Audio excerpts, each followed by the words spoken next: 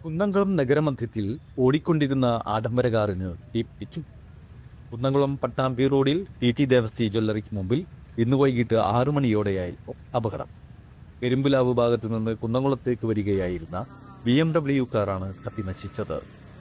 കാറിന്റെ മുൻവശത്ത് നിന്ന് പുക ഉയരുന്നത് ശ്രദ്ധയിൽപ്പെട്ട ഉടൻ യാത്രക്കാർ വാഹനം നിർത്തി പുറത്തേക്ക് ഇറങ്ങിയോടിയതിനാൽ വൻ ദുരന്തം ഒഴിവായി.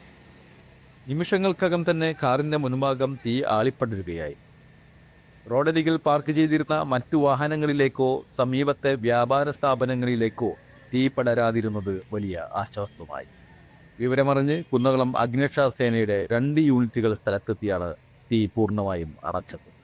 ഗ്രേഡ് ASTO ബെന്നി മാത്യു, അൻവർ ലൈജു, നവാസ് ബാബു, ഷെരീഫ്, സുരേഷ് കുമാർ, സനൽകുമാർ, ആദർശ് എന്നിവരുടെ നേതൃത്വത്തിലുള്ള സംഘമാണ് രക്ഷാപ്രവർത്തനത്തിന് നേതൃത്വം നൽകിയത്.